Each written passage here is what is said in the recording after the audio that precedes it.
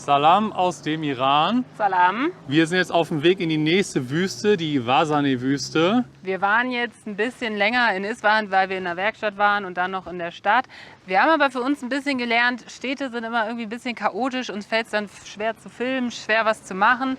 Wir sehen uns eher wieder mehr nach Natur und deswegen fahren wir jetzt direkt einfach wieder in die nächste Wüste. Und während wir darüber fahren, man kann schon so die Sanddünen sehen, zeigen wir euch die paar Aufnahmen, die wir in Esfahan gemacht haben. Salam, wir sind jetzt in Teheran auf so einem... Nee, wir sind in Esfahan. Ach, Esfahan. Salam aus Esfahan. Wir sind jetzt hier in der Stadt auf so einem großen Platz, wo wir heute unsere Tour durch die Stadt beginnen.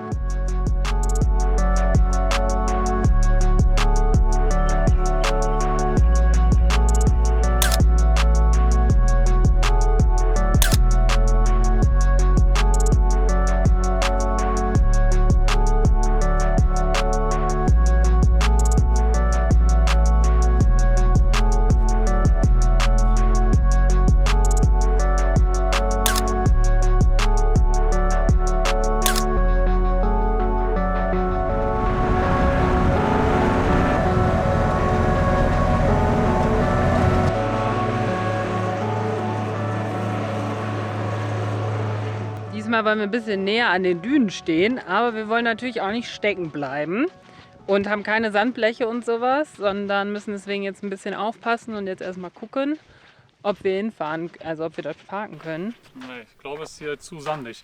Wir haben ja Four-Wheel-Drive, weil wir haben ja hinten an der Antriebsachse 4 Räder, aber es ist immer noch kein Allradantrieb. Deswegen fahren wir lieber nicht auf so sehr lockeren Sand.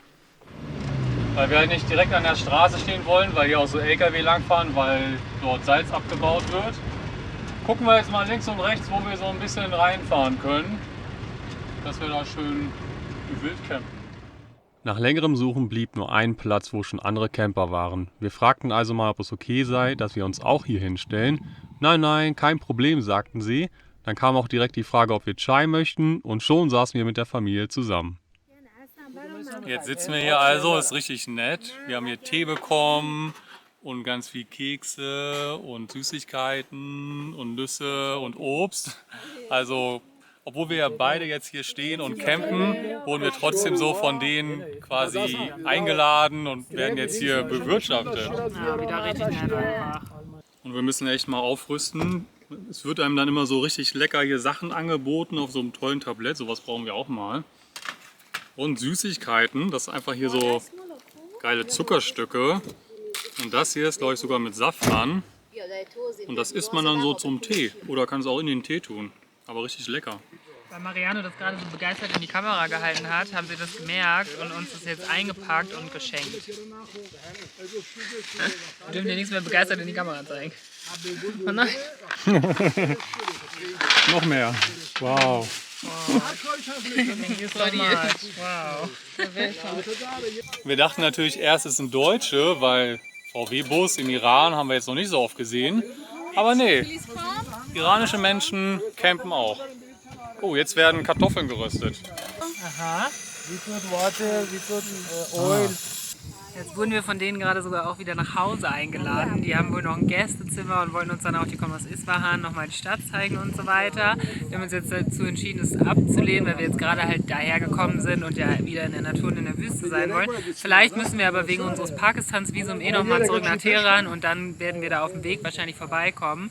Aber das ist wieder so, ich weiß gar nicht, als Deutscher kann man damit so sehr schwer umgehen, diese krasse Offenheit und Gastfreundschaft, so jemanden Fremden nach Hause einladen. Das würde in Deutschland ja wahrscheinlich, also würden die wenigsten einfach mal eben machen. Und das ist einfach irgendwie super nett.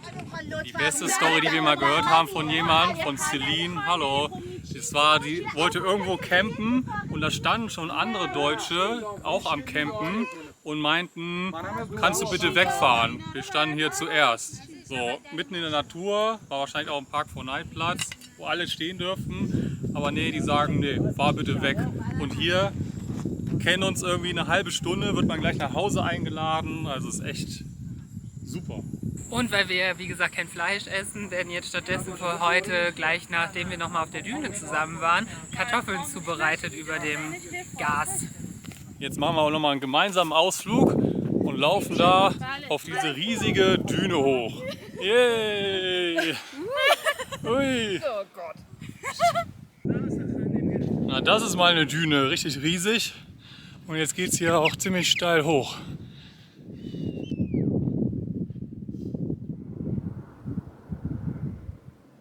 Yeah, wir sind oben und was für eine Aussicht. Wir sind hier echt irgendwie auf der höchsten Düne. Hammerblick.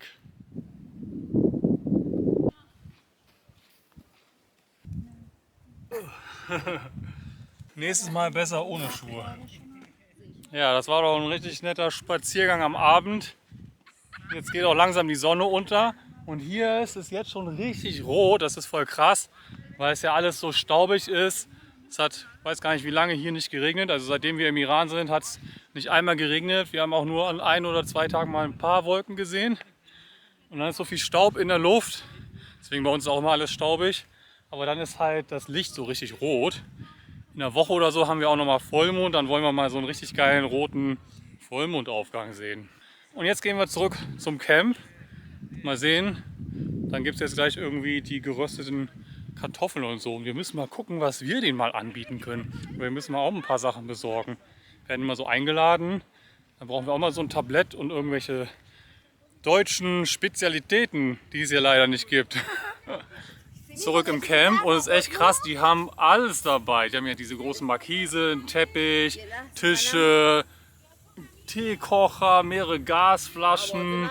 Jetzt wird auch noch das Holz ausgepackt. Also es ist echt verrückt, was die alles mitgebracht haben. Und die übernachten hier gar nicht. Die fahren dann heute Abend wieder nach Hause. Ja, voll der Aufwand, aber ist auch voll schön. Also alles, was man braucht, haben die auf jeden Fall. Ja. Okay, jetzt wird gegessen und wir können uns hier kaum vor Dingen retten. Die ganze Zeit kommt jemand her und bietet uns was an. Kartoffeln, Oliven, Chicken. Wollt ihr Chicken? Nee, danke. Reis.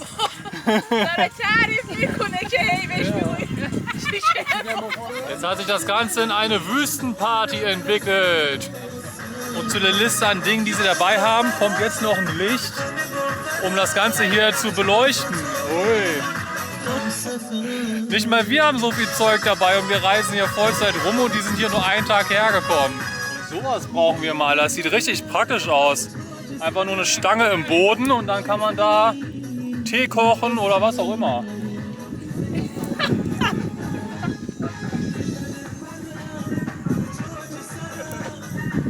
Yeah, Wüstenparty! Ist auch sehr lustig, ich habe noch nie Menschen getroffen, die so viel lachen. Vor allem die Situation ist anscheinend auch mal sehr lustig mit uns hier. Und zwischendurch haben wir uns schon gefragt, ob sie irgendwie, ja nicht über uns lachen, aber halt... Über den Fakt, dass wir hier sind und was wir machen und so, glaube ich schon ein bisschen. Und die Situation. Und halt, also wir haben ihnen auch erzählt, dass Mariano oft als Iraner durchgeht. Und das haben sie auch gefragt, das fanden sie auch sehr lustig. Die dachten auch, ich bin iranisch. Ja, aber sonst lachen sie halt immer wild und wir lachen einfach mit, obwohl wir überhaupt keine Ahnung haben, worum es geht. Aber das ist echt so fröhlich und so, dass man einfach mitgerissen wird.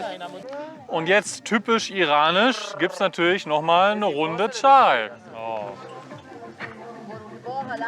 Merci. Wir dachten ja, vielleicht wird das Video ein bisschen langweilig, wenn wir jetzt schon wieder in eine Wüste fahren. Mit sowas haben wir auf jeden Fall nicht gerechnet und ich würde sagen, damit haben wir uns selbst übertroffen. In der Wüste, in der Wüste. Weil Laura sagt immer, in der Wüste. Das ist ein Running Gag. Ja, und wir haben daraus jetzt so einen Song gemacht.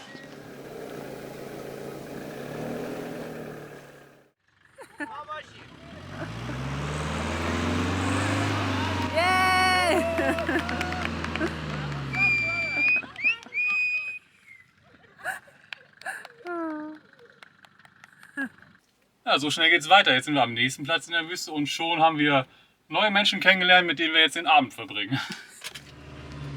Ja, und wir haben noch nie jemanden rausgezogen, also gut zu wissen, dass das eigentlich ganz gut funktioniert. Aber war jetzt ja auch ein sehr kleines Auto. Der Tag von gestern wiederholt sich ein bisschen. Wir gehen jetzt erstmal zusammen auf die Düne und gucken uns den Sonnenuntergang an. So schnell geht das auf jeden Fall hier. Man muss einmal Leute aus dem Sand ziehen Und schon wird man zur Party eingeladen.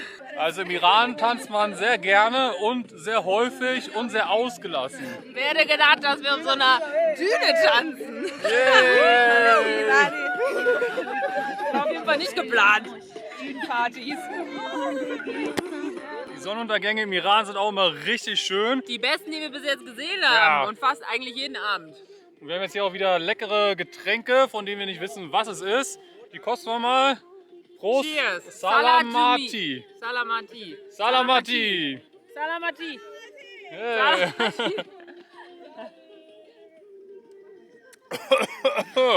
Schau, das ist Wasser.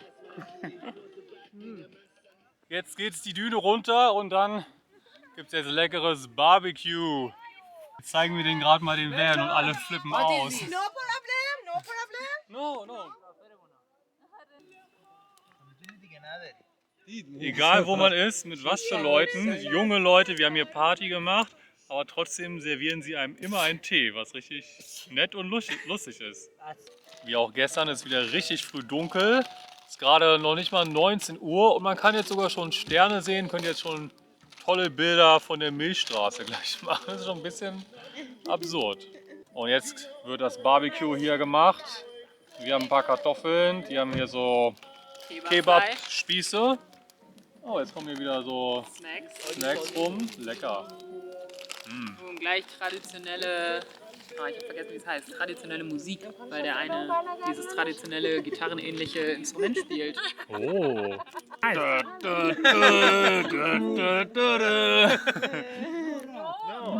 Na, in خیلی سوسوله. Sita.